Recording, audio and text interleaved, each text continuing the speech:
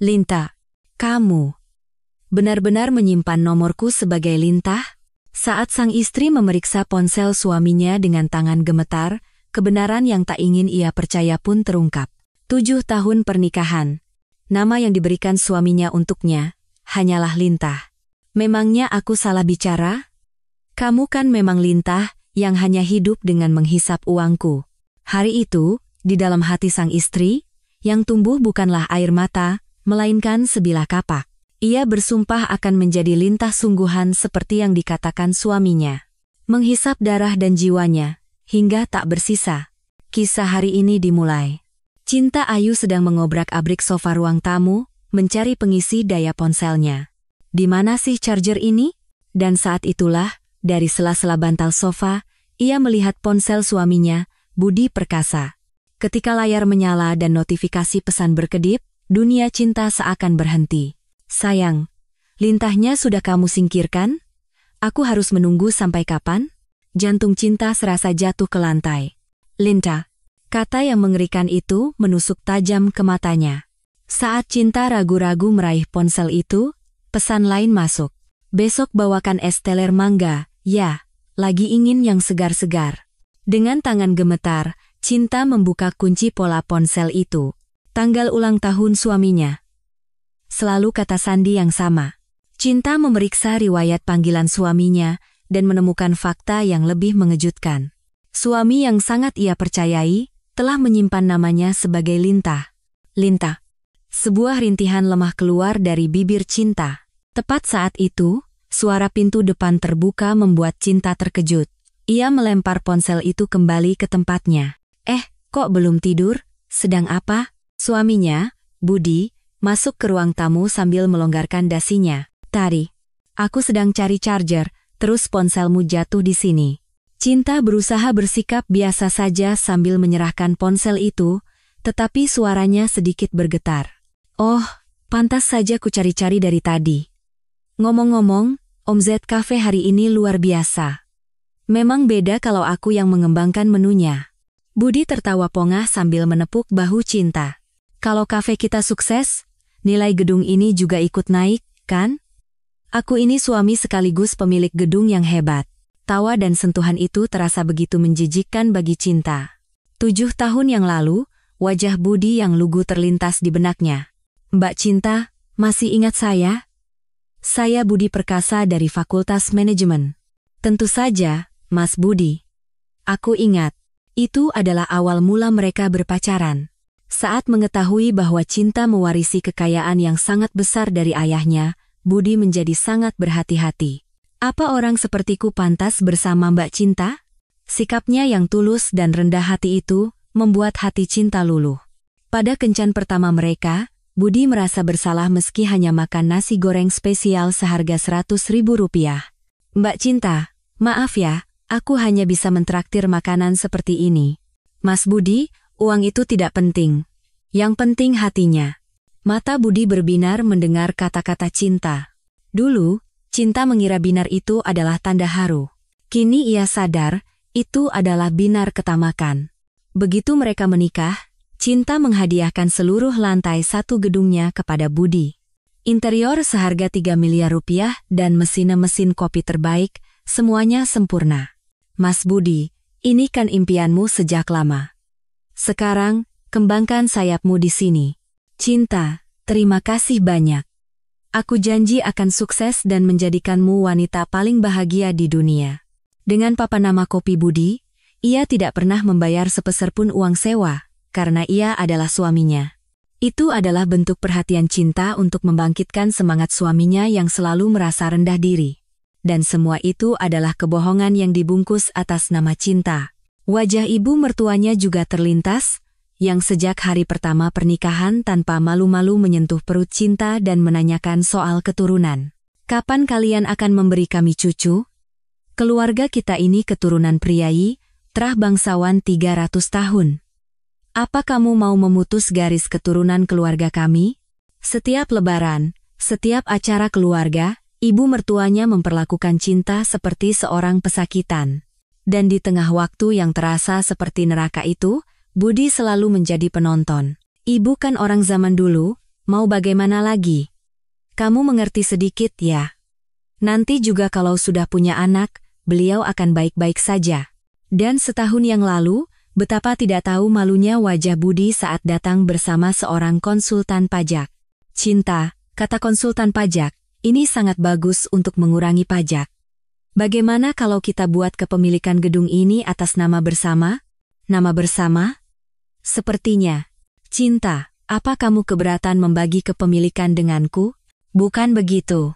Baiklah, ayo kita lakukan. Memang istriku ini bijaksana. Keinginan bodohnya untuk menjaga harga diri Budi akhirnya kembali menjadi bumerang yang menusuknya.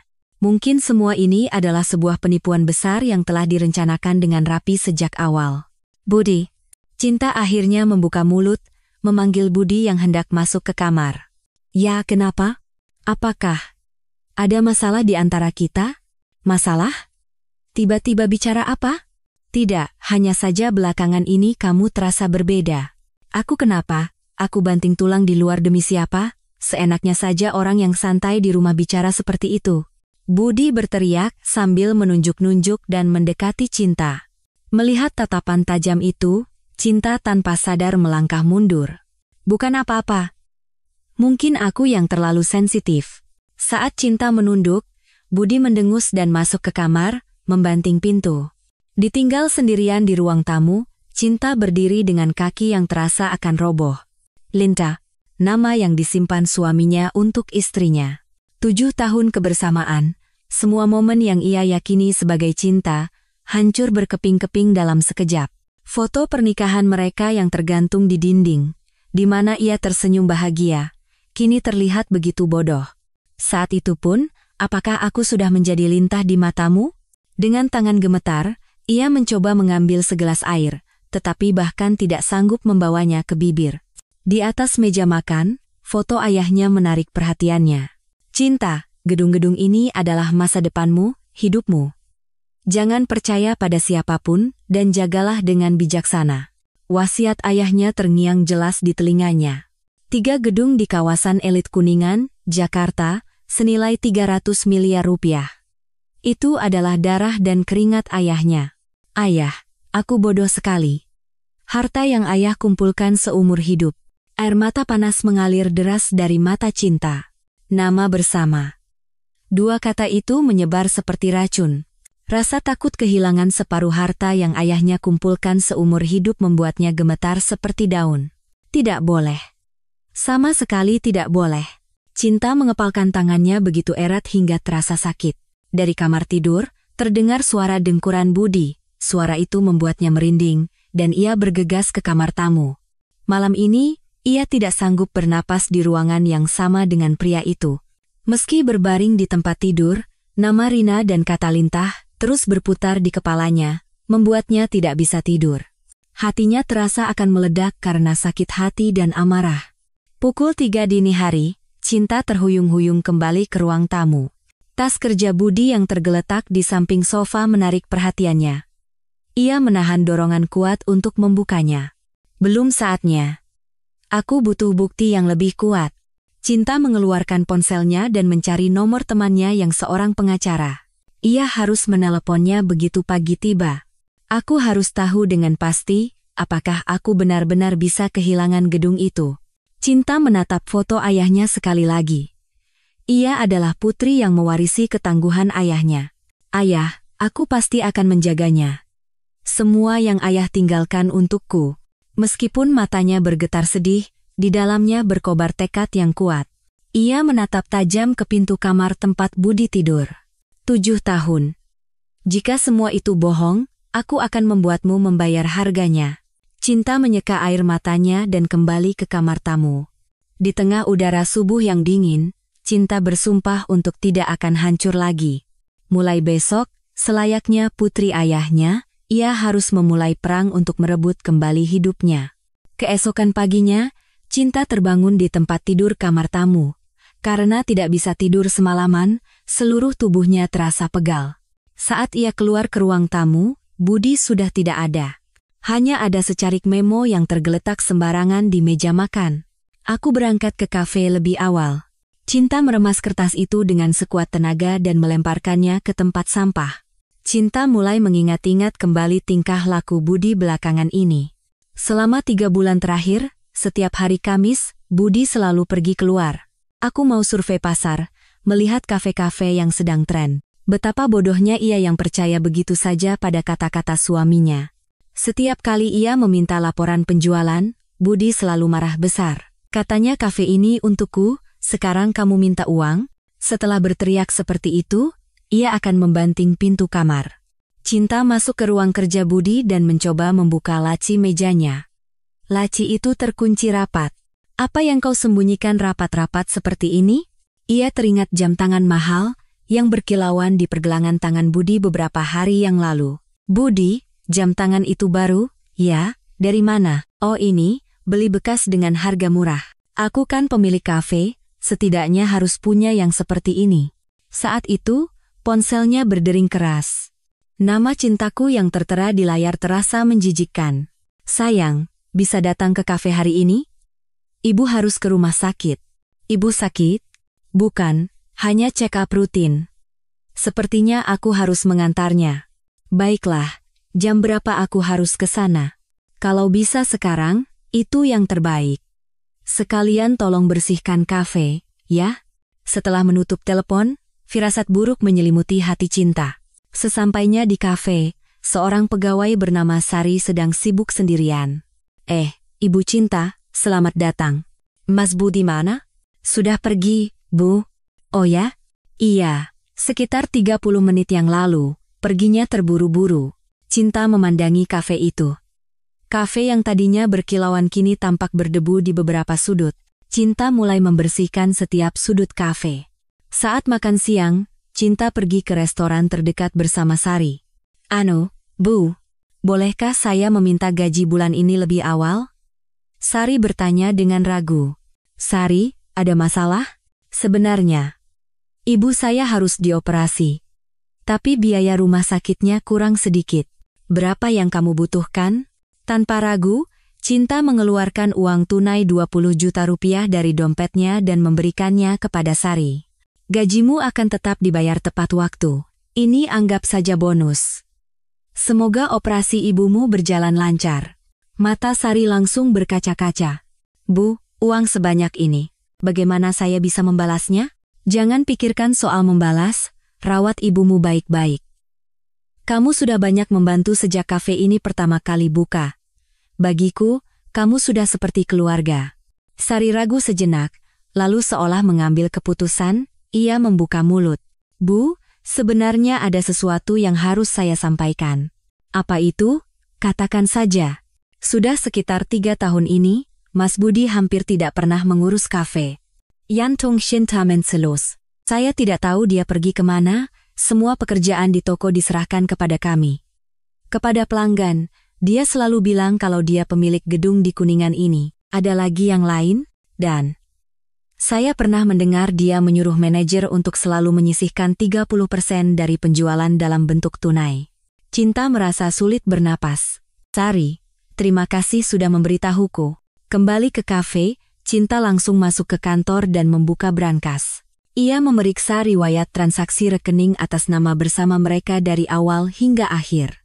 Setiap bulan, uang sebesar 50 hingga 100 juta rupiah mengalir ke rekening pribadi Budi selama 3 tahun terakhir. Tangan Cinta yang menekan kalkulator bergetar hebat. Total 1,85 miliar. Saat itu, seseorang masuk ke kantor, membuat Cinta buru-buru menutupi dokumen. Bu, ini saya. Maaf membuat kaget. Sepertinya ibu juga harus melihat ini. Sari menyerahkan sebuah USB kecil. Apa ini? File cadangan CCTV cafe. Mas Budi selalu menyuruh saya menghapusnya secara berkala, tapi saya tidak menghapusnya untuk berjaga-jaga.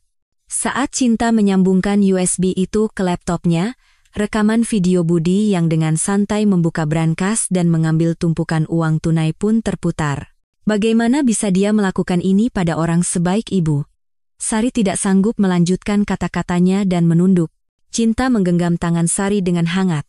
Sari, terima kasih banyak. Pukul 3 sore, Cinta turun ke tempat parkir dan menuju mobil Budi. Ia mengeluarkan kartu memori dari dashboard kamera dan menyambungkannya ke ponselnya. Dalam rekaman itu, Budi terlihat pergi ke sebuah apartemen di kawasan SCBD setiap hari Kamis. Apartemen Tower SCBD. Cinta mencatat alamat itu dengan jelas. Saat kembali ke kafe, Budi sudah ada di sana. Wah, kamu bekerja keras? Ya. Kalau lelah, pulang saja duluan. Tidak apa-apa, kita pulang bersama. Cinta menatap lurus ke wajah Budi. Wajah seorang pembohong yang tak tahu malu. Dalam perjalanan pulang, Budi membuka percakapan dengan santai. Oh iya, Kamis depan tolong jaga kafe lagi ya, aku harus pergi. Kamis lagi? Kamu sibuk sekali setiap hari Kamis. Apa maksud nada bicaramu itu? Kenapa kamu jadi sinis begini? Aku kenapa? Rasanya kamu terus mencurigaiku. Apa aku berbuat salah? Cinta memalingkan wajahnya keluar jendela. Merasa bersalah, ya? Apa katamu? Bukan apa-apa. Begitu sampai di rumah, Cinta masuk ke kamar tidur dan mengeluarkan catatan dari tasnya. Apartemen Tower SCBD. Besok, ia harus pergi ke sana untuk mengakhiri segalanya. Pukul 10 malam, saat Budi sedang mandi, Cinta kembali membuka ponselnya. Pesan-pesan dari Rina menggores hatinya. Jangan-jangan si Lintah itu curiga? Belakangan ini gelagatnya aneh. Besok aku akan merayunya sedikit. Kebetulan ini hari jadi pernikahan kami. Hari jadi, kalian akan kencan? Membayangkannya saja aku cemburu. Mau bagaimana lagi, sayang? Tunggu sebentar lagi, ya. Cinta meletakkan ponsel itu. Bukan amarah, melainkan rasa hampa yang luar biasa, seolah seluruh darah di tubuhnya terkuras. Suara pintu kamar mandi terbuka. Cinta berbaring di tempat tidur dan memejamkan mata, berpura-pura tidur. Budi berbaring di sampingnya, dan dengan lembut mengelus punggung Cinta. Sentuhan itu terasa menjijikkan, seperti seekor ular yang merayap. Cinta, kamu tidur? Besok hari jadi pernikahan kita, ingat kan? Oh ya, apa? Kamu lupa? Aku sudah siapkan hadiah luar biasa, jadi tunggu saja. Cinta menahan rasa mual yang hebat, dan memejamkan matanya lebih erat. Besok, aku harus pergi ke apartemen itu dan membuka pintu neraka, sumpahnya dalam hati. Keesokan paginya, Budi bersiap-siap untuk berangkat. Saat membuka pintu depan, ia tersenyum lebar dan menoleh ke Cinta. Cinta, malam ini aku sudah pesan tempat yang luar biasa. Oh ya. Cinta menjawab tanpa ekspresi. Jam 7 malam. Kamu harus dandan secantik mungkin, ya. Jangan terlambat. Begitu suara pintu tertutup, senyum palsu di wajah Cinta lenyap. Ia segera berganti pakaian dan keluar rumah. Apartemen Tower SCBD. Di depan pintu neraka itu, Cinta duduk di kafe seberang, menunggu dengan napas tertahan. Pukul 11 pagi. Jantungnya berdebar kencang. Sebuah sedan hitam yang familiar meluncur ke tempat parkir apartemen, mobil Budi. Budi turun dari kursi pengemudi, disusul seorang wanita dari kursi penumpang. Wanita itu hamil besar, perutnya bahkan tidak bisa disembunyikan oleh gaun longgarnya. Ya Tuhan! Cangkir kopi di tangan Cinta bergetar hebat. Budi dengan sangat alami merangkul lengan wanita itu. Mereka tertawa dan bercanda seperti sepasang kekasih yang bahagia, lalu menghilang ke dalam gedung. Cinta bangkit seperti kesurupan dan masuk ke lobi apartemen. Kakinya terasa berat saat mendekati petugas keamanan. Permisi, Pak. Orang yang baru saja masuk. Apa Bapak tahu mereka tinggal di unit nomor berapa? Sepertinya saya kenal mereka. Petugas keamanan itu memandangi Cinta dari atas ke bawah. Oh, maksud Anda suami istri di unit 1204? Iya, sepertinya benar. Mereka sudah tinggal di sini lebih dari 3 tahun. Istrinya dulu perawat di klinik kulit, tapi berhenti setelah hamil. 3 tahun. Satu kata itu membuat pandangan Cinta menjadi gelap. Ia nyaris terjatuh, tetapi berhasil menahannya. Oh, begitu ya, terima kasih. Cinta berjalan terhuyung-huyung keluar dan duduk di bangku seberang. Ia menatap ke jendela di lantai 12. Entah berapa lama waktu telah berlalu. Pukul 2 siang, Budi dan wanita itu muncul kembali. Cinta tanpa sadar mengangkat ponselnya dan menekan tombol rekam video. Mereka berdua yang tampak sedang berjalan-jalan, duduk sejenak di bangku. Budi memasangkan sesuatu di pergelangan tangan Rina. Saat layar diperbesar, terlihat sebuah gelang emas berkilauan di bawah sinar matahari. Itu adalah gelang emas pusaka yang selalu dibanggakan ibu mertuanya, yang katanya hanya diwariskan kepada menantu perempuan dari keluarga bangsawan 300 tahun.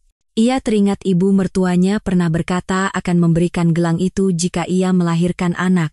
Budi mengeluarkan sebuah kotak mewah lagi dan memberikannya kepada Rina. Isinya sebuah pulpen. Sayang, ini adalah simbol kesuksesanku. Sekarang akan kuberikan pada anak kita. Wah, terima kasih, ya. Aku cinta kamu. Rina berjinjit dan mencium pipi Budi. Aku juga cinta kamu, dan bayi kita. Budi dengan penuh kasih mengelus perut buncit Rina. Menyaksikan pemandangan itu, ponsel Cinta nyaris jatuh dari tangannya.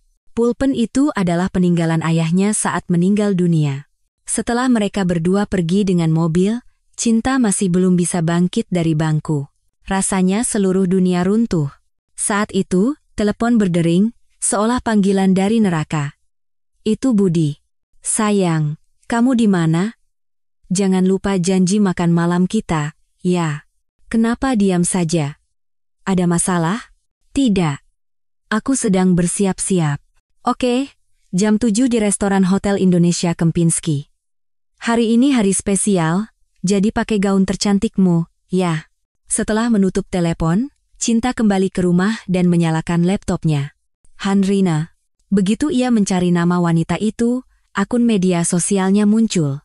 Postingan 6 bulan lalu. Hari ini pemeriksaan pertama dengan ayah bayi kami. Jantungku berdebar-debar. Di samping foto USG, tangan Budi terlihat jelas. Postingan 3 bulan lalu, berfoto di depan gedung suami. Sebentar lagi, anak kami juga akan berlarian dengan bebas di sini. Latar belakang foto itu adalah gedung milik Cinta.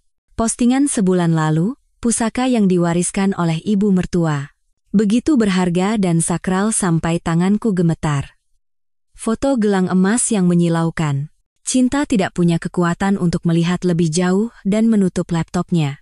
Pukul 6 sore, Cinta mengenakan gaun hitam yang paling glamor namun paling menyedihkan. Ia menutupi wajahnya yang pucat di cermin dengan riasan tebal. Sesampainya di tempat yang dijanjikan, Budi sudah menunggu. Wow, Cinta ayu. Cantik sekali. Memang istriku yang terbaik. Budi dengan cekatan menarik kursi untuknya. Sudah 7 tahun kita bersama. Waktu cepat sekali berlalu, ya. Iya, Cinta. Bertemu denganmu adalah keberuntungan terbesar dalam hidupku. Karena kamulah, aku bisa menjadi seperti sekarang ini. Budi menuangkan anggur sambil berbisik dengan suara manis. Benarkah kamu berpikir begitu? Tentu saja. Oh, ini. Budi mengeluarkan sebuah kotak kecil dan meletakkannya di depan Cinta. Di dalam kotak itu ada sebuah kalung dengan liontin berlian imitasi yang murahan. Hadiah hari jadi pernikahan. Suka? Terima kasih. Coba pakai. Pasti sangat cocok di lehermu. Budi tersenyum percaya diri. Selama makan, Budi tidak henti-hentinya berbicara tentang masa depan. Cinta, aku ingin membuka cabang kafe kedua dan mengembangkan bisnis lebih jauh. Bisakah kamu berinvestasi sedikit lagi? Berapa yang kamu butuhkan? Sekitar 5 miliar. Ini kesempatan emas. Percayalah padaku sekali ini saja. Cinta mengangkat gelas anggurnya dan meminumnya dalam sekali teguk. Akan kupikirkan. Terima kasih, istriku memang hebat. Budi menggenggam tangan Cinta, tetapi tangan itu terasa dingin seperti es. Dalam perjalanan pulang, Cinta memecah keheningan. Budi. Ya, sayang. Apa ada yang kamu sembunyikan dariku? Wajah Budi sempat menegang, tetapi kemudian berubah menjadi senyum licik. Apa maksudmu? Apa yang bisa kusembunyikan darimu? Tentu saja tidak ada. Benarkah? Tentu saja. Hari ini kan hari bahagia kita. Kenapa kamu begini terus? Cinta tidak bertanya lebih jauh dan memalingkan wajah keluar jendela. Lampu-lampu jalanan tampak kabur di balik air matanya. Begitu sampai di rumah, Budi langsung masuk ke kamar tidur dengan alasan lelah. Cinta duduk di sofa ruang tamu dan memutar ulang video yang ia rekam berkali-kali. Budi dan Handrina yang tertawa bahagia. Momen saat ia memasangkan gelang emas. Momen saat mereka berciuman di pipi. Air mata yang ditahannya akhirnya mengalir deras. Ia tidak bisa hidup seperti orang bodoh lagi. Cinta mengambil ponselnya dan mengirim pesan kepada temannya, sang pengacara. Besok ada waktu, ada yang perlu kukonsultasikan segera. Balasan datang dengan cepat. Ada apa? Besok jam 2 siang datang saja ke kantorku. Terima kasih. Sampai jumpa besok. Cinta meletakkan ponselnya. Kini, saatnya untuk mengembalikan segalanya. Babak pertama dari balas dendam yang seperti neraka telah dimulai. Keesokan paginya, Cinta langsung menuju kantor pengelola gedung. Pak Hartono, yang telah menjaga gedung itu selama 20 tahun sejak zaman ayahnya, sedang melihat dokumen dengan kacamata bacanya. Pak Hartono, ada yang ingin saya bicarakan. Oh, Ibu Cinta. Silakan masuk. Ada apa, Bu? Pak Hartono membungkuk dan bangkit dari kursinya. Cinta menutup pintu kantor dan duduk di hadapannya. Pak, apakah belakangan ini ada yang aneh dengan suami saya? Mata Pak Hartono sempat bergetar, lalu ia mengalihkan pandangannya. Aneh bagaimana, Bu? Beliau kan orang yang sangat sibuk. Pak Hartono, tolong bicara jujur. Apa Bapak tidak merasa dia bertemu dengan wanita lain? Pak Hartono terbatuk kering. Aduh, Bu. Laki-laki kan memang begitu, sesekali melirik yang lain, tapi pada akhirnya akan kembali ke keluarga, jangan terlalu dipikirkan. Jadi, Bapak juga tahu. Bukan begitu, Bu. Saya hanya bicara secara umum saja, kalau laki-laki memang begitu. Pak Hartono tergagap karena panik. Pak Hartono, Bapak sudah melihat saya sejak kecil. Bapak juga sudah 20 tahun mengabdi pada ayah saya, jangan berbohong pada saya. Bu, saya benar-benar tidak tahu apa-apa. Saya hanya tahu beliau sibuk mengurus kafe. Baiklah. Kalau begitu saya permisi. Cinta keluar dari kantor, tetapi sikap Pak Hartono yang mencurigakan mengganjal di hatinya. Saat berbelok di sudut koridor, Cinta mendengar suara dari dalam dan membeku di tempat. Pak Hartono sedang menelepon seseorang. Cinta menahan napas dan mendekat lagi ke pintu kantor. Halo, Pak Budi, ini saya, Hartono. Iya, baru saja Ibu Cinta datang. Itu Budi. Cinta menutup mulutnya dengan tangan. Iya, beliau menanyakan apakah Bapak bertemu wanita lain. Jangan khawatir, Pak. Saya bilang saya tidak tahu apa-apa. Tangan Cinta gemetar karena marah. Oh iya, Pak. Uang lelah bulan ini kapan ya ditransfer? Bulan lalu juga janji transfer 1 juta. Uang lelah. Kata itu membuat seluruh darah di tubuh Cinta terasa dingin. Oh, baik, Pak. Saya akan cek transferannya. Tentu saja, saya akan selalu melayani Bapak dengan baik. Suara telepon ditutup. Cinta buru-buru bersembunyi. Saat jam makan siang, Cinta memanfaatkan kesempatan saat Pak Hartono keluar untuk makan dan masuk kembali ke kantor pengelola. Tanpa ragu, Cinta menemukan kunci cadangan di laci meja Pak Hartono dan membuka laci yang terkunci. Di dalam laci, ada sebuah buku tabungan. Buku tabungan atas nama Pak Hartono. Mata Cinta membelalak saat memeriksa riwayat transaksinya. Sejak 3 tahun lalu, setiap bulan, uang dari Budi sejumlah 5 hingga 10 juta rupiah terus masuk secara rutin. Cinta mengobrak-abrik dokumen lain seperti orang gila. Sebuah tumpukan proposal renovasi gedung jatuh ke tangannya. Di proposal tertulis biaya proyek sebesar 800 juta rupiah, tetapi di kwitansi pembayaran yang sebenarnya, angkanya hanya 300 juta rupiah. 500 juta. Sudah jelas kemana selisihnya pergi. Di bagian terdalam laci, ada sebuah USB kecil. Cinta menyambungkan USB itu ke komputer kantor, dan sebuah folder dengan nama yang mengejutkan muncul. Laporan pengawasan harian Ibu Cinta Ayu. Saat file dibuka, catatan selama 3 tahun terakhir tersusun rapi berdasarkan tanggal. Setiap gerak-geriknya telah diawasi. Cinta mencabut USB itu dan memasukkannya ke dalam saku. Saat itu, terdengar suara langkah kaki dari luar. Cinta buru-buru mengembalikan laci ke kondisi semula dan keluar. Di koridor, ia berpapasan langsung dengan Pak Hartono. "Oh, Ibu Cinta, ada apa lagi kemari? Ada barang yang tertinggal." Cinta tersenyum seolah tidak terjadi apa-apa. "Oh ya, Pak Hartono.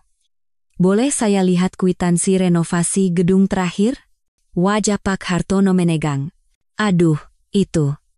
Dokumennya belum saya rapikan, Bu, besok akan saya carikan." "Baiklah." Saat Cinta hendak berbalik, ia memanggil Pak Hartono dengan suara dingin. "Pak Hartono, jika ayah saya masih hidup, kira-kira apa yang akan beliau katakan?" Maksud Ibu?" Pak Hartono bertanya dengan bingung. Ditusuk dari belakang oleh orang yang sudah dianggap seperti keluarga selama 20 tahun. Apakah beliau tidak akan menangis darah? Cinta menatap lurus ke mata Pak Hartono. Wajah pria itu memucat. "Bukan apa-apa. Besok tolong siapkan dokumennya, ya." Kembali ke rumah, Cinta memindahkan seluruh isi USB ke laptopnya. Saat itu, temannya, Dian, sang pengacara, menelepon. "Cinta, kamu tidak lupa janji hari ini, kan?" "Tentu saja. Aku baru mau berangkat. Ada apa sebenarnya?" "Suaramu terdengar tidak baik. Nanti akan kuceritakan semuanya." Cinta membawa semua barang bukti dan menuju kantor pengacara.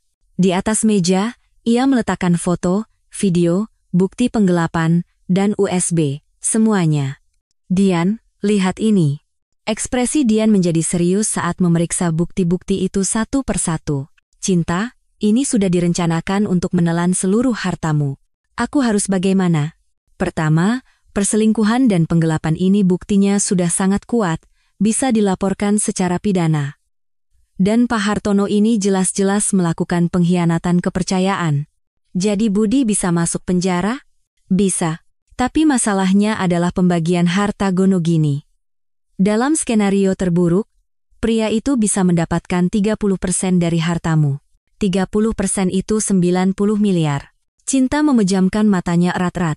Ia tidak bisa membiarkan harta peninggalan ayahnya direbut begitu saja. "Dian, apa yang harus kulakukan?" "Pertama, ada kemungkinan besar pria itu menyembunyikan aset di tempat lain. Kita harus mencari tahu apakah ada penyembunyian aset. Kita harus mendapatkan bukti yang lebih kuat." Keluar dari kantor pengacara, Cinta langsung kembali ke gedungnya. Ia mendekati Pak Hartono yang sedang duduk di kantor pengelola. "Pak Hartono, mulai besok Bapak tidak perlu masuk kerja lagi." Pak Hartono melompat dari kursinya. "Apa, Bu?" Tiba-tiba. "Kenapa, Bu? Bapak pasti tahu alasannya, kan?" Cinta mengacungkan USB di tangannya di depan mata pria itu. Wajah Pak Hartono memucat pasi. "Bu, ini salah paham. Saya bisa jelaskan. 20 tahun. Bahkan setelah ayah saya meninggal, saya sangat percaya dan mengandalkan Bapak.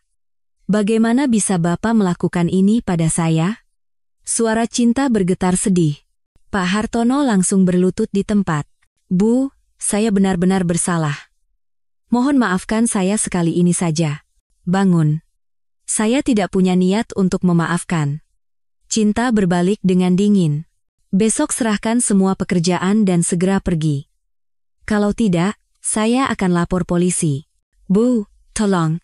Cinta berjalan pergi tanpa menoleh, meninggalkan Pak Hartono yang memohon-mohon. Sabtu pagi, ibu mertuanya datang tanpa pemberitahuan. Cinta menyambutnya dengan ekspresi kaget, tetapi ibu mertuanya dengan santai duduk di sofa ruang tamu. "Budi di mana?" "Pergi ke kafe, Bu. Minggu depan, ibu mau liburan ke Bali dengan teman-teman, bisa kan kasih uang saku yang banyak?" Ibu mertuanya melempar tasnya ke meja. "Bu, bulan lalu kan sudah." "Aduh, menantu pelit sekali sama mertua. Kamu tahu kan betapa susahnya ibu membesarkan suamimu sendirian?" Suara ibu mertuanya menggelegar. Cinta diam-diam mengeluarkan uang tunai dari dompet dan memberikannya. "Ini, Bu." Nah, memang hanya Cinta yang bisa diandalkan. Budi beruntung sekali punya menantu sepertimu. Ibu mertuanya tersenyum puas sambil menghitung uang. Cinta menahan sakit di dadanya dan mengambil laptop. "Bu, ada yang ingin saya tunjukkan." "Apa itu?" Cinta membuka akun media sosial Rina.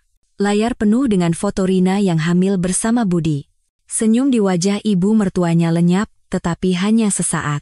Apa yang mau kamu tunjukkan? Budi selingkuh, Bu. Wanita itu bahkan sudah hamil. Ibu mertuanya menghela napas panjang, lalu menatap lurus ke arah Cinta. Ibu tahu. Apa? Cinta tidak percaya dengan pendengarannya. Ibu tahu? Ibu tahu semua ini? Laki-laki kan wajar kalau sesekali selingkuh. Kamu yang selama 7 tahun tidak bisa punya anak itu yang lebih bermasalah. Seluruh tubuh Cinta gemetar. Bu, apa maksud ibu? Keluarga bangsawan 300 tahun ini butuh penerus. Kamu bahkan tidak bisa melahirkan anak perempuan, apalagi laki-laki. Tapi Rina, dia sudah mengandung generasi ke-8 keluarga kita. Anak laki-laki? Iya, anak laki-laki. Cucu laki-laki kami yang berharga. Ibu mertuanya mengeluarkan setumpuk dokumen dari tasnya. Lihat ini. Surat cerai. Budi sudah tanda tangan. Tangan Cinta bergetar. Saat menerima dokumen itu, stempel Budi memang tertera dengan jelas. Ibu yang menyuruhnya? Bukan menyuruh, tapi menyarankan. Ibu sebenarnya tidak ingin kamu dan Budi bercerai. Kalau kamu mau, kamu bisa merawat anak yang dilahirkan Rina. Bagaimana? Cinta menatap ibu mertuanya dengan tidak percaya. Ibu, apa ibu sudah gila? Kenapa saya harus merawat anak dari selingkuhan suami saya? Kalau begitu, tidak ada pilihan lain. Ceraikan saja. Harta dibagi 2 sama rata. Kenapa harta saya harus dibagi 2? Wajar saja, kan? Selama 7 tahun Budi mengelola kafe dan menaikkan nilai gedung ini. Ibu mertuanya meninggikan suaranya dengan percaya diri. Karena omzet kafe bagus, harga gedung juga ikut naik. Semua itu berkat Budi. Apa ibu juga tahu Budi melakukan penggelapan? Wajah ibu mertuanya sempat terlihat bingung.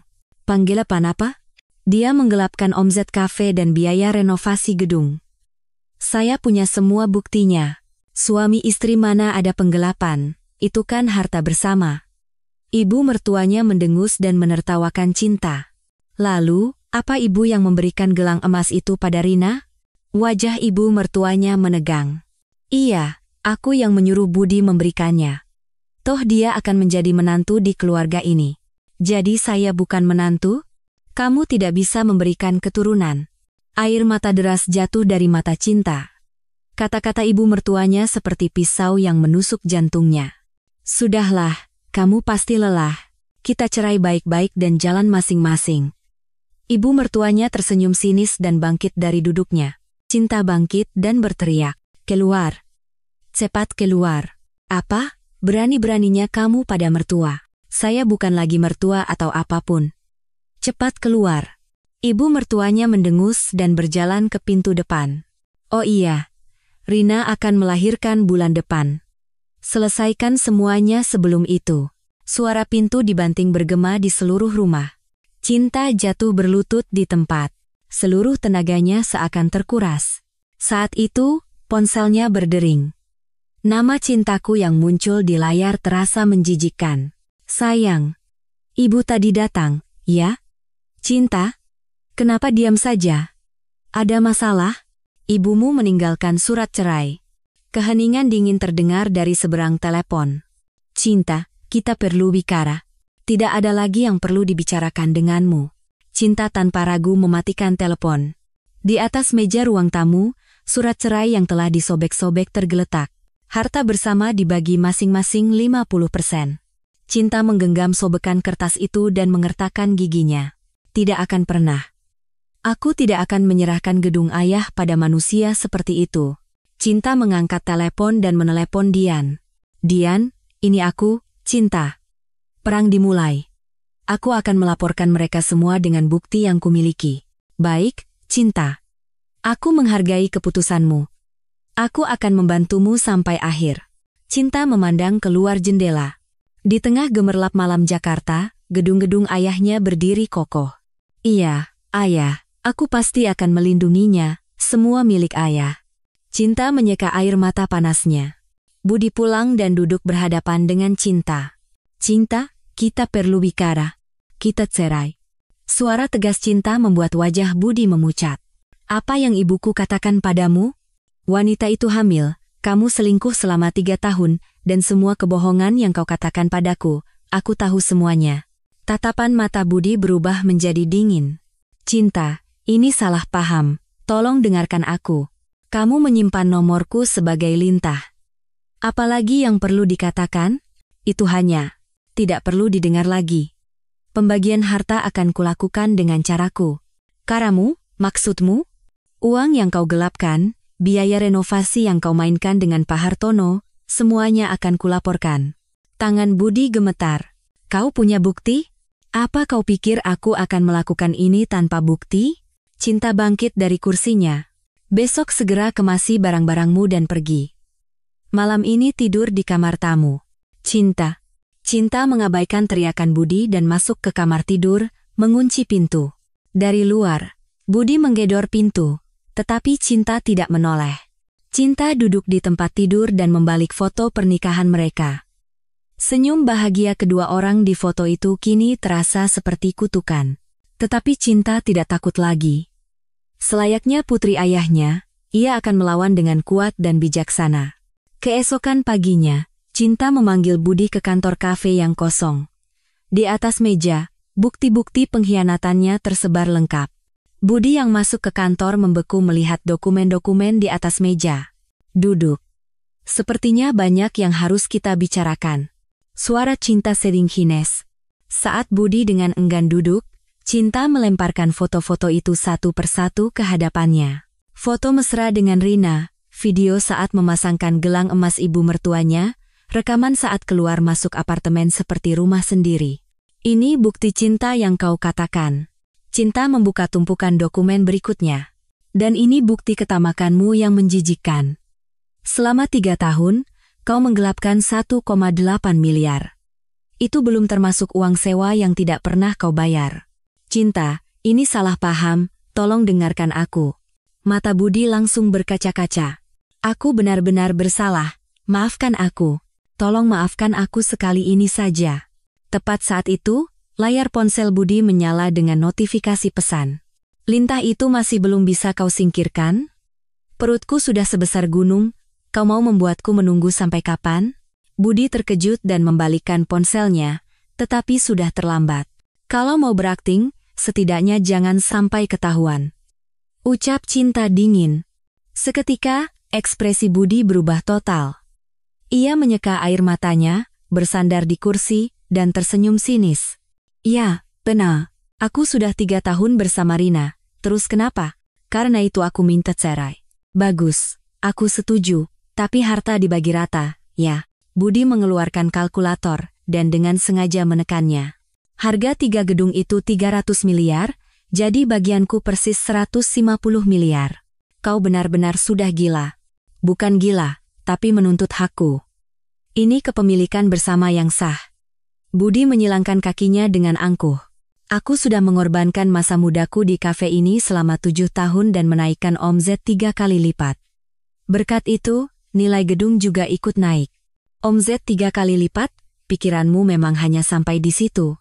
Cinta membuka buku catatan penjualan yang asli di sebelahnya. Ini penjualan yang sebenarnya. Dibanding 3 tahun lalu, malah menurun. Bahkan untuk bertahan saja sudah susah. Wajah Budi memerah. Diam.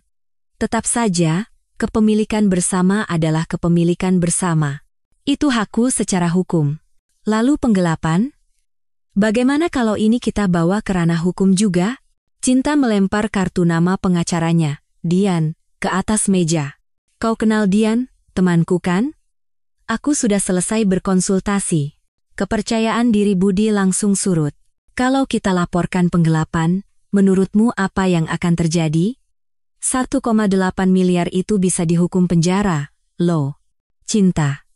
Kita kan suami istri, bagaimana bisa? Suami istri? Orang yang menyimpan nama istrinya sebagai lintah pantas bicara seperti itu? Budi terdiam. Cinta bangkit dari kursinya. Bangun. Ayo kita selesaikan ini dengan bersih di kantor pengacara.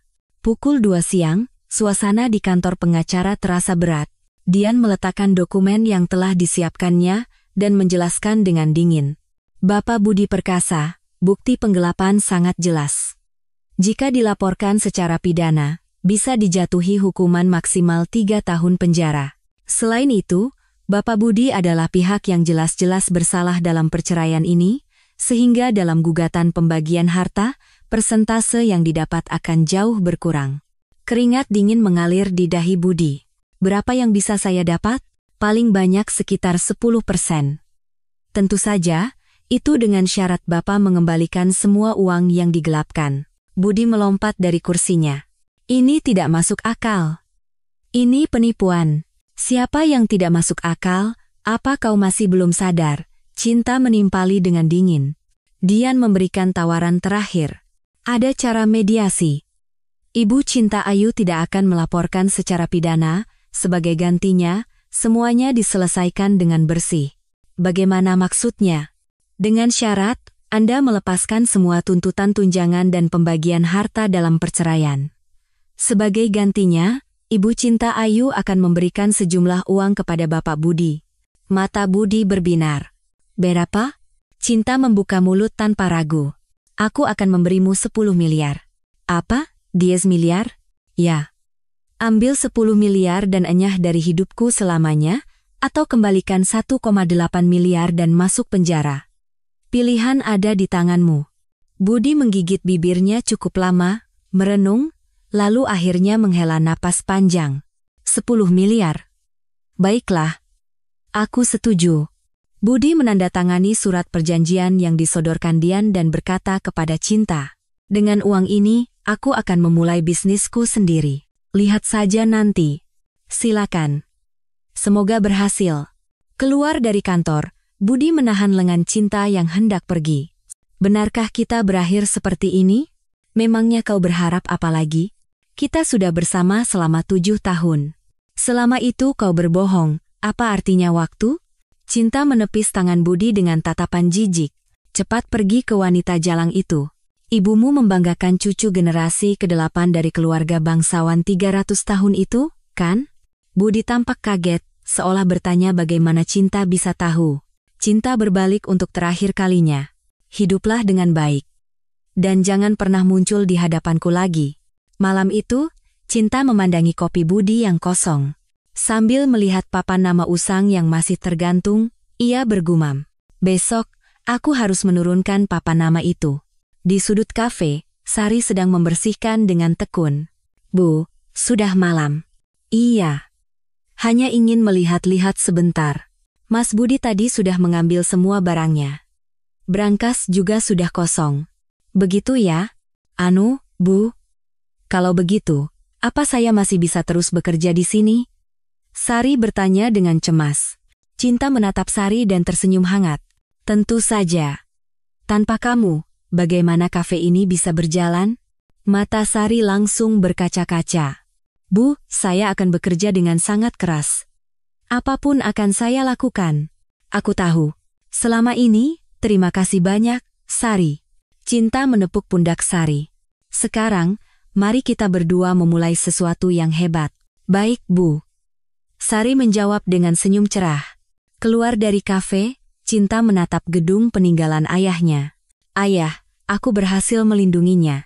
Kembali ke rumah, Cinta memasukkan semua barang peninggalan Budi ke dalam kotak dan meletakkannya di depan pintu. Untuk pertama kalinya dalam 7 tahun, ia tidur sendirian di tempat tidurnya. Bukan kesepian, melainkan perasaan bebas yang luar biasa menyelimuti tubuhnya. Saat itu, ponselnya berdering. Itu ibunya. Cinta, apa kabar, nak? Ibu.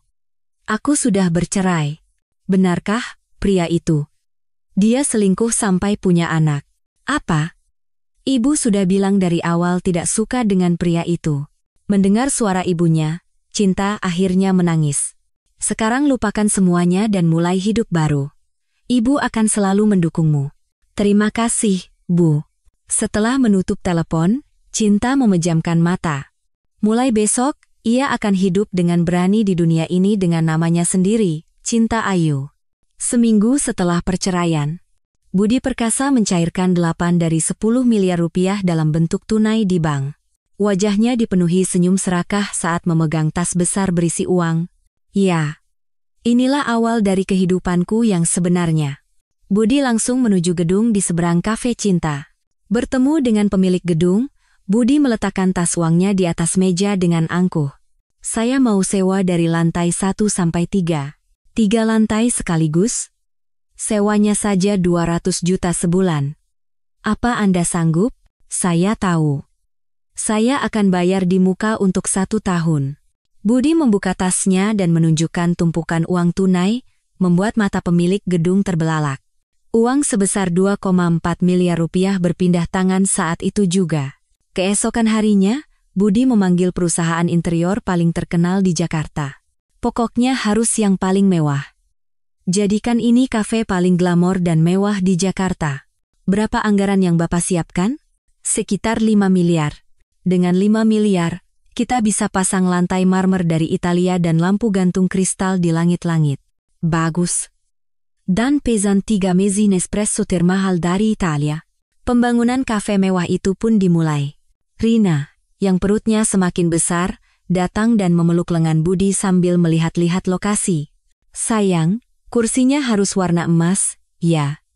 Harus berkilauan biar terlihat mewah. Tentu, semua yang kamu mau, sayang. Budi mengelus perut buncit Rina dengan penuh kasih. Saat anak kita lahir, dia akan menikmati lingkungan terbaik di pusat kota Jakarta ini. Sebulan kemudian, Budi bahkan mengundang wartawan dan mengadakan pesta pembukaan yang meriah. Budi's Premium Lounge. Sejarah baru kafe termewah di Jakarta dimulai. Di tengah kilatan lampu kamera, seorang wartawan mengajukan pertanyaan tajam. Pak Budi, kebetulan sekali kafe Anda berseberangan dengan kafe yang dikelola oleh mantan istri Anda. Saya dan mantan istri sudah berpisah secara baik-baik dan saling mendukung jalan masing-masing. Bisnis ya bisnis. Budi tersenyum dengan sangat percaya diri. Sementara itu, Cinta memandangi kopi Budi yang kosong dengan sedih.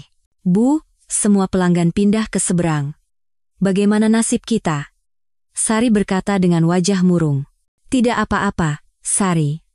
Kita mulai saja dari awal lagi. Cinta berkata dengan tenang sambil membersihkan kursi tua. Sari, bagaimana kalau kita ubah kafe ini menjadi sesuatu yang baru? Bagaimana, Bu? Kita mulai dengan bersih-bersih total. Cinta dan Sari mulai membersihkan debu yang menumpuk di setiap sudut kafe. Cinta berpikir sejenak, lalu menoleh ke Sari. Sari, mulai sekarang kamu adalah karyawan tetap di kafe ini. Karyawan tetap, Bu? Ya. Gajimu juga akan dinaikkan. Aku akan mendukungmu, jadi kamu harus ambil sertifikasi barista. Mata Sari berkaca-kaca. Bu, terima kasih banyak, sungguh. Keesokan harinya, pukul 4 pagi, Cinta mendaftarkan namanya di sebuah sekolah barista. Biasanya kursus ini butuh 3 bulan. Apa tidak apa-apa? Saya ingin menyelesaikannya dalam sebulan. Apa mungkin? Jika Anda berlatih 8 jam sehari, bukan tidak mungkin. Saya akan melakukannya. Cinta bangun setiap pagi buta dan pergi ke sekolah. Tangannya melepuh karena uap panas, dan ia berlatih latte art hingga larut malam. 2 minggu kemudian, Budi's Premium Lounge resmi dibuka. Interior yang mewah, dan kopi yang mahal cukup untuk menarik orang. Sebaliknya, kafe Cinta hanya dikunjungi kurang dari 10 orang sehari. Bu, kalau begini terus kita bisa bangkrut. Sari berkata seolah akan menangis. Sari, kita bahkan belum memulai. Cinta tersenyum tipis. Sebulan kemudian, Cinta berhasil mendapatkan sertifikasi barista dengan kecepatan yang mengejutkan semua orang. Kembali ke kafe, Cinta dan Sari begadang semalaman untuk meneliti menu baru. Sari, kita akan membuat menu spesial yang tidak ada di dunia ini. Menu apa, Bu? Kopi yang bisa menghangatkan hati orang. Suatu hari, Sari tidak sengaja menumpahkan espresso panas dan lengannya terbakar parah. Oh, Sari. Cinta berlari menghampiri Sari. Tidak apa-apa. Apa yang terjadi? Maaf, Bu, saya ceroboh. Jangan minta maaf. Cepat kita ke rumah sakit. Cinta hampir menggendong Sari ke rumah sakit dan membayar semua biaya pengobatan. Bu, ini semua karena saya. Saya hanya merepotkan. Jangan bicara seperti itu. Kita kan keluarga. Mendengar kata-kata hangat Cinta, Sari akhirnya menangis. Malam itu, Cinta mengambil keputusan. Di atas denah kafe yang usang, ia mulai menggambar sebuah gambaran baru. Di seberang jalan, di kafe Budi, pesta meriah sedang berlangsung untuk merayakan omzet harian 200 juta rupiah. Sayang, lihat tidak? Kafe si Lintah itu sepi sekali. Sudah kuduga. Tanpa aku, apa yang bisa dia lakukan? Budi memeluk Rina dan tertawa pongah. Tetapi mereka tidak tahu bahwa cinta, dalam diam, tetapi lebih kuat dari siapapun, sedang mempersiapkan awal yang baru. Sari, sebentar lagi kita akan membuat semua orang terkejut. Maksud ibu? Itu rahasia. Rahasia yang sangat indah. Cinta tersenyum sambil memandang keluar jendela. Di balik gemerlap lampu kafe Budi, Fahar mulai meningsing. Serangan balik cinta yang sesungguhnya baru saja akan dimulai. Cinta mempresentasikan visi baru kafenya di depan para staf. Suaranya mantap tanpa getaran. Lantai 1 akan menjadi kafe buku di mana siapapun bisa membaca dengan nyaman. Lantai 2 akan menjadi ruang kerja bersama bagi para wanita yang memiliki mimpi untuk berkarya.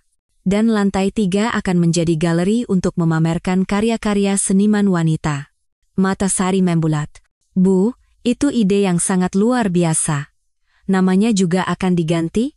Ya, akan menjadi Cafe Pita. Mengandung makna terlahir kembali. Saat pembangunan dimulai, Cinta mengawasi proyek seolah-olah sedang membangun rumahnya sendiri. Pah, di sini pasang lampu dengan warna hangat agar mata para pembaca nyaman. Ruang kantor di lantai 2, gunakan partisi kaca agar tidak terasa sempit dan lebih terbuka. Selama 2 bulan pembangunan, Cinta secara pribadi mencari para pengusaha wanita untuk diajak bergabung. Pada hari presentasi pertama, sekitar 30 wanita berkumpul dengan ekspresi ragu. Dengan 3 juta rupiah sebulan, kami menyediakan ruang kantor untuk mewujudkan mimpi Anda. Saya harap tempat ini bisa menjadi sarang di mana kita saling menguatkan dan tumbuh bersama. Setelah presentasi selesai, 10 wanita langsung memutuskan untuk bergabung. Ada Min Jeong, seorang desainer yang ingin menghias dunia dengan aksesori buatannya, Suyeon, seorang penulis yang ingin menghibur orang dengan ceritanya, dan Hyewon, yang mengembangkan kosmetik sendiri untuk menyembuhkan atopi anaknya. Mereka adalah para wanita dengan mimpi yang berharga. Sari, bagaimana luka bakarmu? Jangan sampai membekas. Jangan khawatir, Bu. Ibu kan melarang saya menyentuh air sedikit pun. Banyak sekali pekerjaan yang bisa dilakukan dengan satu tangan. Keduanya saling mengandalkan, dan akhirnya menyelesaikan semua persiapan. Akhirnya, hari pembukaan Cafe Pita. Cinta bangun sebelum fajar, dengan tulus menggiling biji kopi dan menyeduh kopi. Pukul 10 pagi, Min Jeong, yang menyewa ruang di lantai 2, menjadi pelanggan pertama dengan wajah gembira. Wow, tempat ini benar-benar berubah. Suasananya hangat sekali. Kamu suka, Min Jeong? Tentu saja.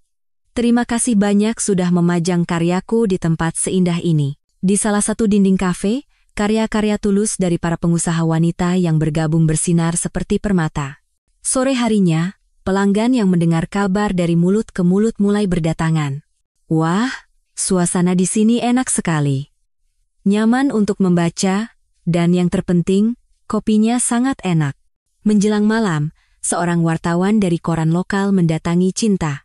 Saya dengar ini adalah kafe spesial yang membantu para wanita untuk bangkit kembali. Bukan bangkit kembali, tapi sebut saja sebagai mitra yang memulai awal yang baru bersama-sama.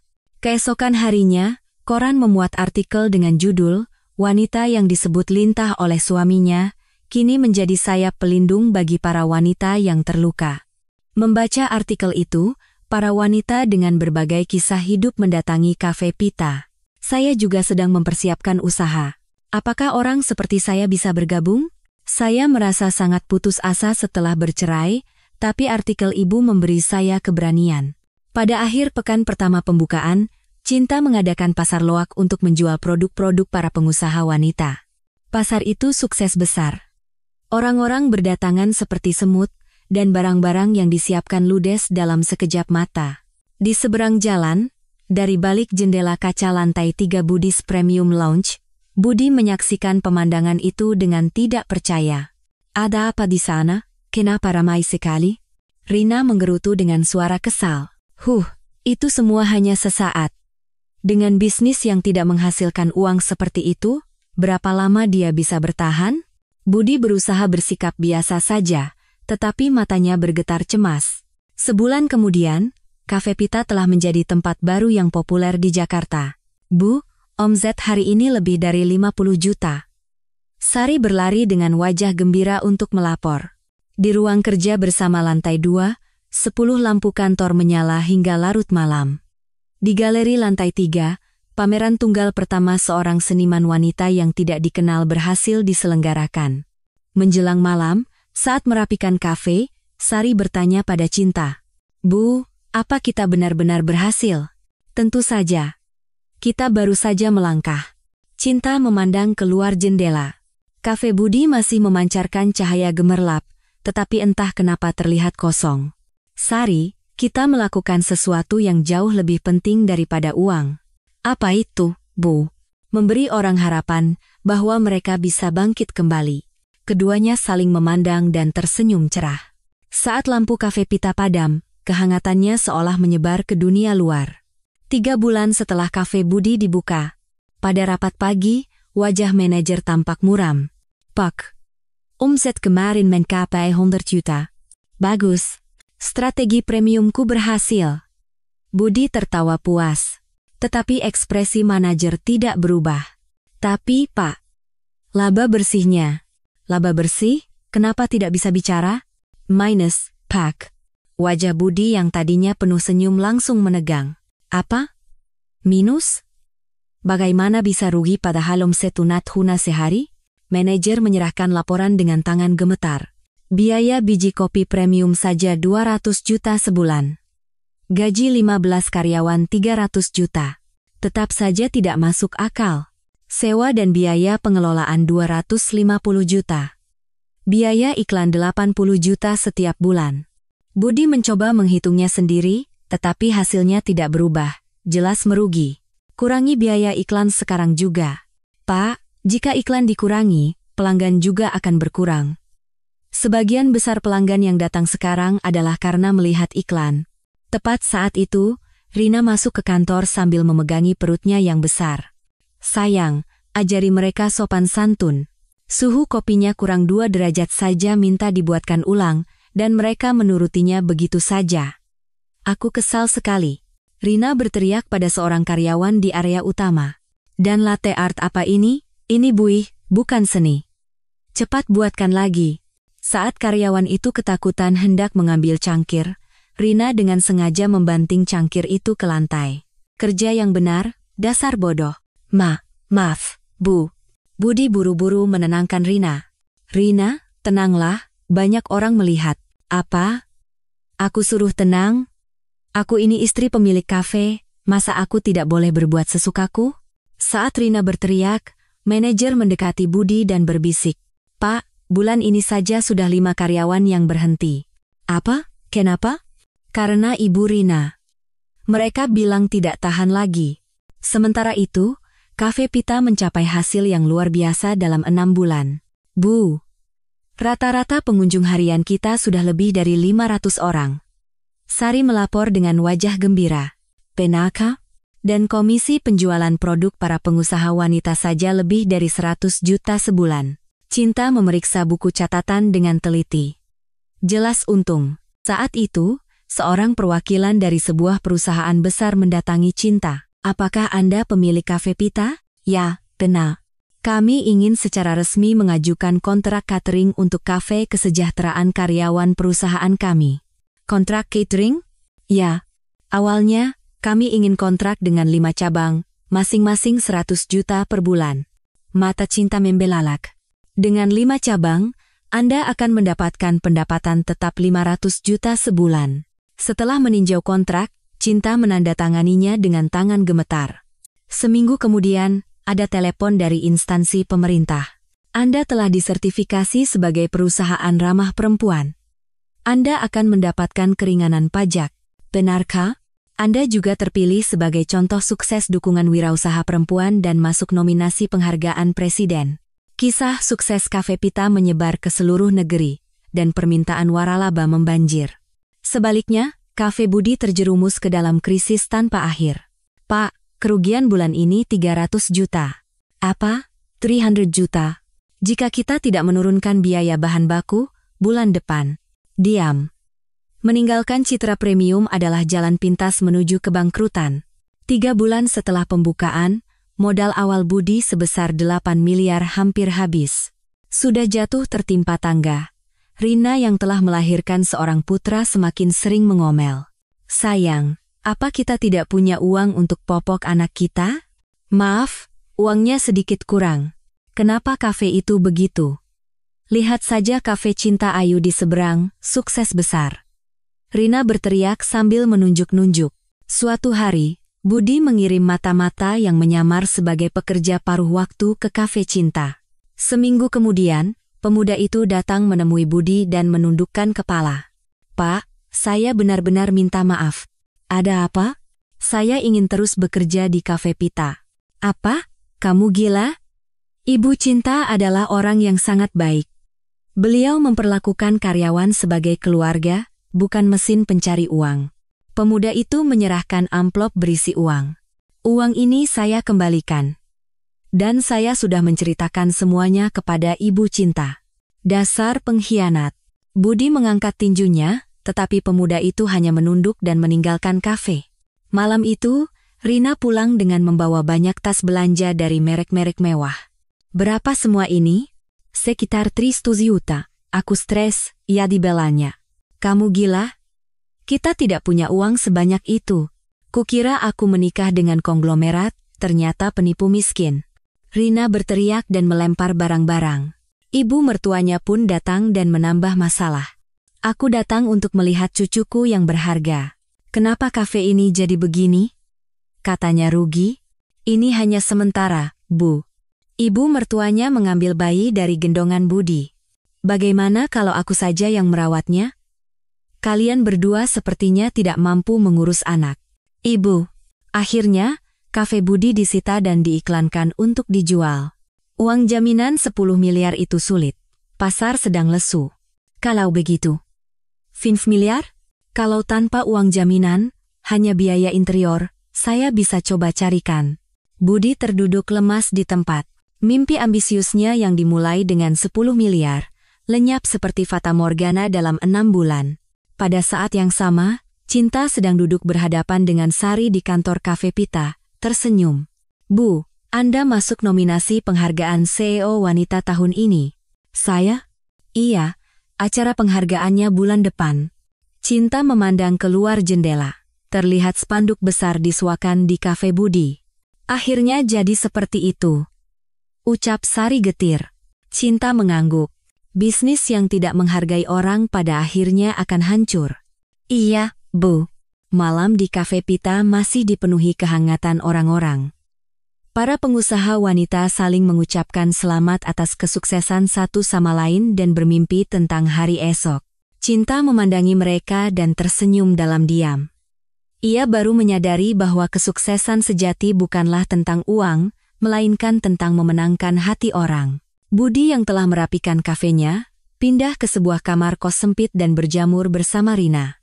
Ambisinya yang dimulai dengan 10 miliar, dalam 6 bulan kembali menjadi saldo rekening 50 juta.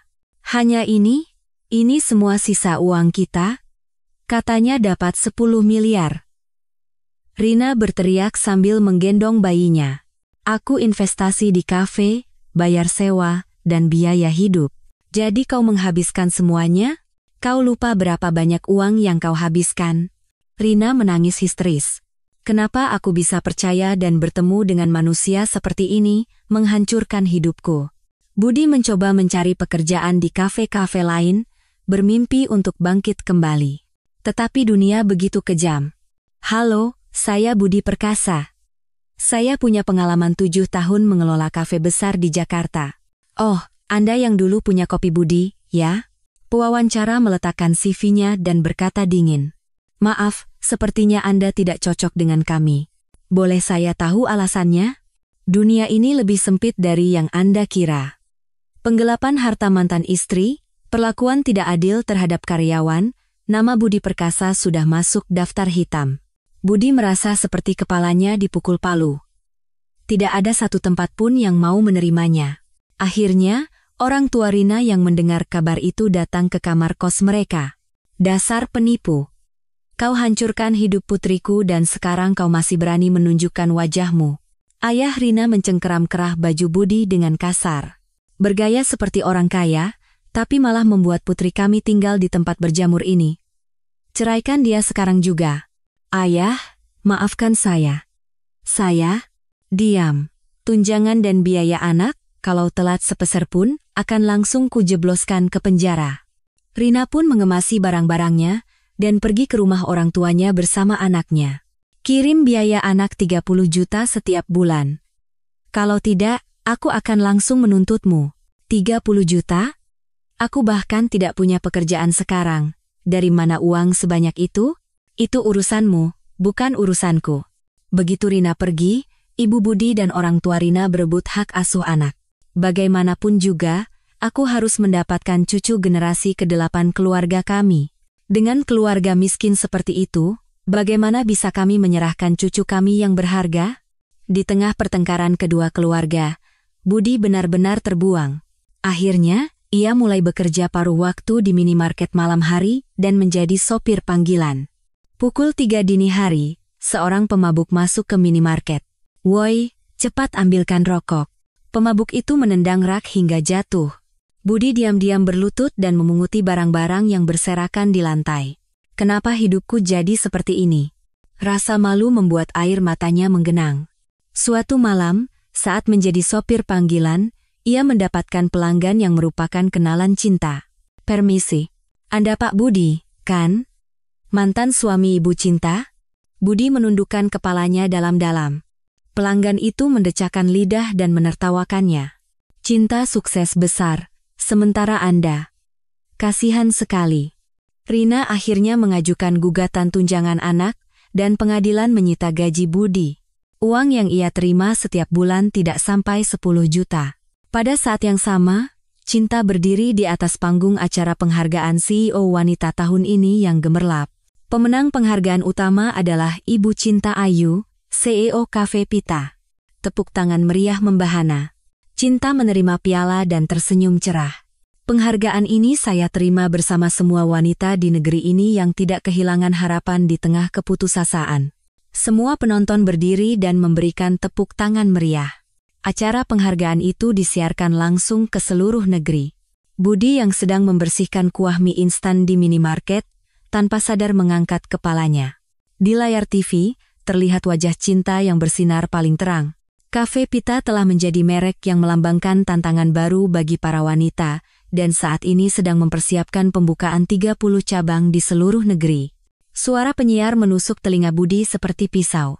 Tangan Budi yang memegang lap bergetar. Itu semua seharusnya gedungku. Tetapi semuanya sudah tidak bisa diubah lagi. Seorang pelanggan masuk dan berkata dengan santai. Rokok 1. Ya, selamat datang. Budi secara refleks menundukkan kepala dan menyapa. Di bawah cahaya lampu neon dingin minimarket, bayangan Budi tampak panjang dan menyedihkan. Di luar jendela, spanduk bertuliskan Cafe Pita mendukung mimpi para wanita berkibar tertiup angin. Saat itu ponselnya berdering. Itu Rina. Tunjangan anak bulan ini telat lagi. Besok pagi akan langsung kulaporkan ke pengadilan, jadi siap-siap saja. Telepon ditutup dengan kasar. Budi berdiri sendirian di minimarket yang kosong, menatap layar TV yang mati dengan hampa. Istri yang ia ejek sebagai lintah telah menjadi CEO sukses yang dikagumi semua orang, sementara dirinya yang merasa akan menjadi raja dunia, kini menjadi orang rendahan yang tidak dipedulikan siapapun. Bagaimana bisa jadi seperti ini? Monolog hampa Budi lenyap ditelan udara dingin subuh. Kurang dari 30 menit setelah gemerlap lampu panggung penghargaan padam, ponsel Cinta berdering keras. Nomor yang tidak dikenal muncul di layar. Hello? Apakah benar ini dengan Wali dari Ibu?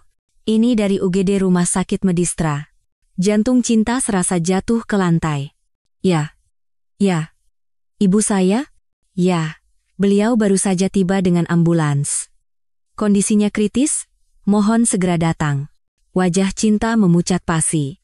Masih dengan gaun pestanya, Cinta mencegat taksi dan melaju gila-gilaan ke rumah sakit. Setibanya di UGD, seorang dokter menyambutnya dengan wajah panik. Pendarahan otak. Harus segera dioperasi sekarang juga. Pendarahan otak? Apa maksud Anda, Dok? Jumlah pendarahannya terlalu banyak, bisa mengancam nyawa. Tidak ada waktu lagi. Mohon tanda tangani surat persetujuan ini. Tangan Cinta gemetar seperti daun saat dokter menyodorkan formulir. Dokter, tolong ibu saya. Tolong selamatkan ibu saya. Kami akan melakukan yang terbaik. Lampu merah di atas pintu ruang operasi menyala. Operasi besar selama 8 jam dimulai. Cinta berlutut di koridor dingin di depan ruang operasi, menangkupkan kedua tangannya. Tuhan, tolong selamatkan ibuku. Ambil semua milikku, asal ibuku selamat. Entah berapa lama berlalu, Sari datang terengah-engah. Bu Cinta. Ada apa? Ibu baik-baik saja? Sari. Cinta menangis sesenggukan di pelukan Sari seperti anak kecil. Ibuku pingsan. Ini semua karena aku. Bukan, Bu, ibu Anda orang yang kuat. Beliau pasti akan melewatinya. Malam yang panjang berlalu, dan baru pada pukul 3 subuh lampu ruang operasi padam. Seorang dokter keluar dengan wajah lelah. Operasinya sudah selesai, tapi, dokter, bagaimana ibu saya? Beliau baik-baik saja, kan? Pendarahannya sudah dihentikan, tetapi kemungkinan pasien sadar kembali hanya sekitar 30%. Dunia Cinta runtuh. 30%. 72 jam ke depan akan menjadi masa kritis. Melihat ibunya di ruang ICU, hati Cinta terasa hancur berkeping-keping. Seluruh tubuhnya dipasangi mesin-mesin yang tak terhitung jumlahnya. Ibu. Dari dalam tas tangan ibunya yang diserahkan perawat, tumpukan obat keluar. Obat sakit kepala dosis tinggi untuk 6 bulan. Cinta segera menemui dokter yang merawat ibunya. Apakah ibu saya sering sakit kepala? Ya, sejak 6 bulan lalu beliau mengeluhkan sakit kepala yang hebat. Tapi kenapa beliau tidak bilang apa-apa pada saya?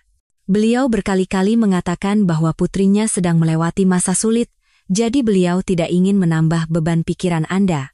Cinta terduduk dan menangis histeris. Rasa bersalah karena perceraian dan penderitaannya telah membuat ibunya sakit membuatnya sulit bernapas. Cinta menyerahkan semua urusan kafe kepada Sari. Sari, tolong urus kafe untuk sementara. Ibu jangan khawatir. Saya akan menjaganya dengan nyawa saya. Cinta menempatkan tempat tidur lipat kecil di kamar rumah sakit dan tidak pernah meninggalkan sisi ibunya sedetik pun. Ibu, apa ibu dengar suaraku? Ini Cinta, putri ibu. Ibunya tidak memberikan reaksi apapun. Setiap hari, Cinta memijat tangan dan kaki ibunya yang kaku dan memutarkan lagu-lagu lama kesukaan ibunya. Sebulan berlalu. Kondisi ibunya tidak membaik sedikit pun. Wali pasien, jika kondisi ini terus berlanjut, mungkin Anda harus mulai mempersiapkan hati. Tidak, saya tidak akan pernah menyerah, tetapi ada kemungkinan mati batang otak. Tidak mungkin. Ibu saya pasti akan sadar. 2 bulan berlalu, Cinta bahkan mencari dan mendatangkan ahli rehabilitasi paling terkenal dari Amerika. Biayanya tidak akan sedikit. Tidak masalah. Berapapun biayanya, asalkan ibu saya bisa selamat. Tetapi setelah 3 bulan, kondisi ibunya tetap sama. Saat menemukan buku harian tua di bawah tempat tidur ibunya, Cinta membacanya lembar demi lembar dengan hati hancur. Cinta sangat menderita karena perceraiannya. Andai saja aku bisa menanggung penderitaan ini untuknya. Hari ini Cinta menelepon sambil menangis. Hati seorang ibu hancur berkeping-keping. Cinta. Meskipun seluruh dunia memunggungimu, ibu ini akan selalu ada di sisimu. Semangat, putriku. Cinta memeluk buku harian ibunya dan menangis dalam diam. Ibu, maafkan aku. Aku yang salah. Maafkan aku, Bu. Saat itu, tim medis memanggilnya lagi. Wali pasien, sekarang Anda harus mempertimbangkan dengan serius untuk menghentikan perawatan penunjang hidup. Saya sudah bilang, tidak akan pernah. Tetapi, ibu saya bukan orang yang mudah menyerah. Karena itu, saya juga tidak akan menyerah. Cinta kembali ke kamar dan menggenggam tangan ibunya. Ibu, ingat tidak? Waktu kita bertiga pergi ke Bali, ayah, aku, dan ibu. Cinta menelan air matanya dan menceritakan kenangan-kenangan indah masa lalu. Waktu itu ibu bilang, sambil berjalan di pantai bergandengan tangan dengan ayah, inilah saat paling bahagia di dunia. Tepat saat itu, kelopak mata ibunya yang tertutup bergetar sangat halus. Ibu, Cinta berteriak, tidak percaya dengan apa yang dilihatnya. Barusan kelopak mata ibu saya bergerak. Dokter berlari dan memeriksa kondisi ibunya, lalu segera menyiapkan tes gelombang otak. Beberapa saat kemudian, hasil yang ajaib keluar. Sinyal kesadaran yang sangat lemah, tetapi jelas terdeteksi. Ya Tuhan, ada kemungkinan pulih. Cinta menggenggam erat tangan ibunya. Ibu, apa ibu dengar suaraku? Semangat sedikit lagi. Kita bisa mulai lagi. Kita bisa bahagia lagi. Saat itu, jari ibunya bergerak sangat lemah, seolah membalas genggaman cinta. Di ujung terowongan yang panjang dan gelap, cahaya keajaiban akhirnya mulai terlihat. Perjuangan menuju keajaiban selama 2 minggu dimulai. Ahli rehabilitasi setiap hari memijat tubuh kaku ibunya untuk membangunkan kesadarannya. Ibu, jika Anda mendengar suara saya, coba kedipkan mata sekali saja, Anda pasti bisa. Di tengah keheningan yang mencekam, kelopak mata ibunya berkedip sangat lambat dan berat. Berhasil. Kesadarannya mulai kembali. Cinta menggenggam tangan ibunya dan menangis haru. Ibu, ini aku, Cinta. Apa ibu dengar suaraku? Ibunya dengan susah payah menggerakkan mulutnya. Tidak ada suara yang keluar, tetapi bentuk mulutnya jelas mengatakan, Cinta. Iya, Bu. Aku di sini. Di samping ibu. Bahkan dokter pun tidak bisa menyembunyikan keterkejutannya. Ini adalah kecepatan pemulihan yang sulit dijelaskan secara medis. Ini benar-benar keajaiban. Fisioterapi yang berat selama lebih dari 6 jam setiap hari terus berlanjut. Cinta tidak pernah meninggalkan sisi ibunya, menyeka keringat di dahi ibunya. Seminggu kemudian, ibunya akhirnya mengucapkan kata pertamanya dengan suara serak. Cinta, Ibu. Aku di sini. Bu. Cinta memeluk ibunya erat-erat. Maafkan Ibu. Kenapa Ibu yang minta maaf? Aku yang berdosa. Karena aku, Ibu jadi seperti ini, aku yang minta maaf, Bu. Tidak. Ibu ini yang tidak cukup kuat. Ibu dan anak itu berpelukan dan menangis cukup lama. Sebulan kemudian, ibunya akhirnya bisa duduk di kursi roda. Baik, Bu. Sekarang kita mulai latihan berjalan. Ibu pasti bisa. Aku akan memegangmu erat-erat. Langkah pertama yang diambil dengan bantuan Cinta memang goyah, tetapi setiap hari semakin membaik. 2 bulan kemudian, ibunya bisa berdiri di atas kedua kakinya sendiri tanpa alat bantu. Cinta, bagaimana dengan kafe? Baik-baik saja? Tentu, Ibu jangan khawatir. Sari sangat pandai mengurusnya. Kita sudah bersiap membuka 20 cabang di seluruh negeri. Ya Tuhan, putriku. Kau telah melakukan hal yang luar biasa. Saat itu, Sari datang membawa sekeranjang besar bunga. Ibu, melihat ibu sehat kembali. Saya sangat senang. Aduh, Sari. Sudah lama sekali kita tidak bertemu. Ibunya menggenggam tangan Sari dengan hangat. Terima kasih banyak sudah menjadi kekuatan bagi Cinta. Ibu cepat sembuh adalah kekuatan terbesar bagi kami. Pada hari pemeriksaan terakhir, dokter berkata dengan suara haru. Anda sudah pulih sepenuhnya. Kasus seperti ini sangat langka. Ini adalah keajaiban yang diciptakan oleh ketulusan putri Anda dan tekad ibu. Menjelang kepulangan, Cinta dengan hati-hati mengajukan usul. Ibu, kita ke Bali yuk. Bali? Iya. Sambil beristirahat dan mengenang masa lalu. Kita istirahat penuh sebulan saja di sana. Senyum cerah merekah di wajah ibunya. Ayo, kita pergi. Bersama putriku. Keduanya menyewa sebuah villa nyaman di Bali dengan pemandangan laut. Setiap pagi, ibu dan anak itu berjalan-jalan di pantai sambil bergandengan tangan. Cinta, jangan hanya bekerja terus. Pikirkan juga kebahagiaanmu sendiri. Ibu, kau adalah wanita yang cukup kuat dan bijaksana. Sekarang kau lebih dari berhak untuk bahagia. Ibunya menggenggam erat tangan Cinta. Luka karena pria jahat itu, buang semuanya ke laut. Aku sudah melupakannya, Bu. Benarkah? Iya. Sekarang, kalau ada yang memanggilku Lintah, aku tidak akan merasa apa-apa, aku bisa menertawakannya. Keduanya saling memandang dan tertawa terbahak-bahak. Suatu sore, sambil melihat matahari terbenam, ibunya berkata, "Kalau ayah masih hidup, dia pasti sangat bangga padamu. Aku bisa melakukan ini berkat gedung peninggalan ayah. Bukan gedung, tapi hatimu yang membuatnya terjadi, hati yang ingin membantu para wanita." Ibunya menggenggam tangan Cinta. "Tapi Cinta, jangan hanya bekerja, carilah kebahagiaanmu juga." "Kebahagiaanku?" "Iya. Sukses dalam bisnis itu penting, tapi kebahagiaan pribadimu juga penting. Kau bisa bertemu cinta yang baru, atau melakukan hal yang benar-benar ingin kau lakukan." Cinta menatap ibunya. "Ibu, aku sudah cukup bahagia sekarang. Benar tidak kesepian?" "Kadang-kadang.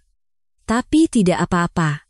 Keesokan paginya, saat berjalan-jalan, Cinta dan ibunya menemukan pemandangan yang menakjubkan. Laut Bali dari atas tebing berkilauan dengan warna zamrud. Ombak putih yang menghantam batu karang hitam menciptakan pemandangan yang luar biasa. "Wow, indah sekali." Ibunya terpesona. "Tempat ini sangat istimewa." Cinta melihat sekeliling. Di atas tebing terhampar tanah yang luas, lokasi yang sempurna untuk memandang laut. "Ibu, di sini." "Apa?" "Aku ingin membangun cabang kafe pita kedua di sini." "Cabang Bali." Mata Cinta berbinar. Minum kopi sambil melihat pemandangan ini, sepertinya hati yang terluka pun bisa sembuh. "Itu ide yang sangat bagus." Ibunya menepuk pundak Cinta. "Bagaimana kalau kita membuat ruang penyembuhan bagi para wanita yang memulai hidup baru di sini?" "Iya. Orang-orang yang lelah di kota bisa datang ke sini untuk beristirahat dan mendapatkan kekuatan baru." Cinta mengeluarkan ponselnya dan mulai mengambil foto. "Ibu juga sering-sering datang ke sini untuk istirahat."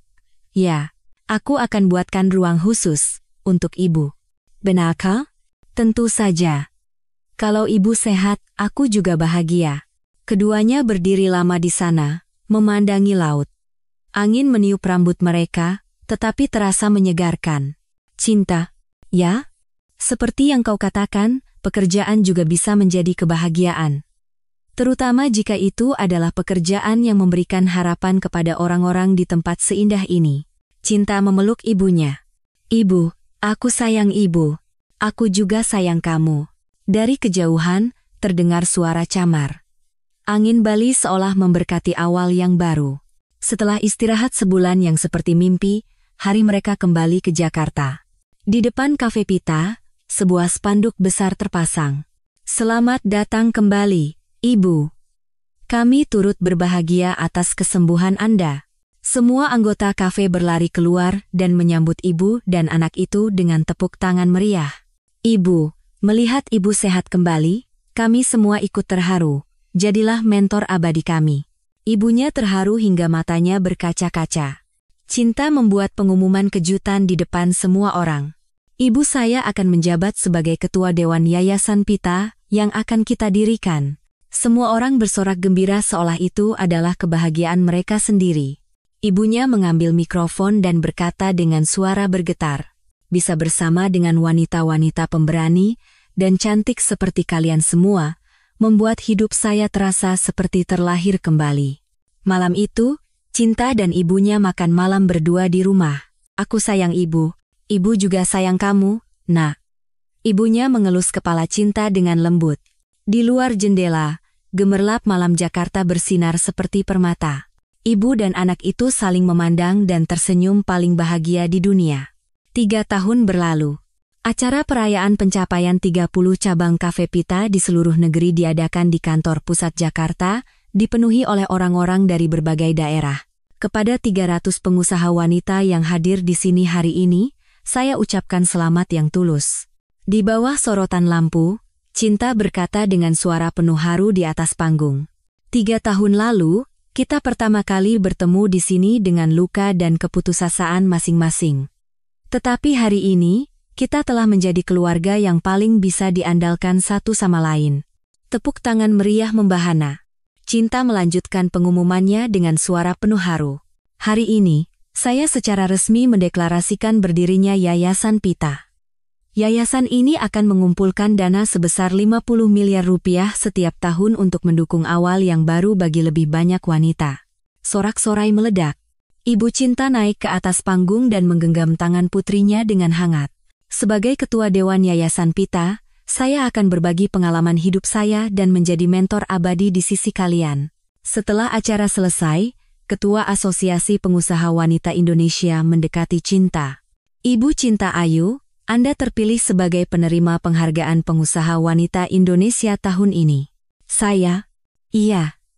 Ibu Cinta Ayu tidak hanya menjalankan bisnis, tetapi juga mewujudkan nilai harapan di masyarakat ini.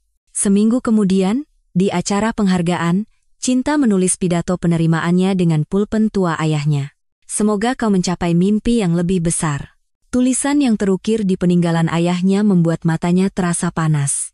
Sebulan kemudian, Cinta berdiri di depan 500 mahasiswa di Aula Fakultas Ekonomi Universitas Indonesia. Selamat pagi, semuanya. Saya adalah wanita yang pernah disebut lintah oleh suaminya, Cinta Ayu. Aula sempat bergemuruh. Tetapi sekarang, saya adalah mitra dari 300 pengusaha wanita dan CEO Cafe Pita. Cinta menceritakan masa lalunya yang menyakitkan dan proses untuk bangkit dengan tulus. Setelah kuliah selesai, seorang mahasiswi mendekati Cinta dengan mata berkaca-kaca.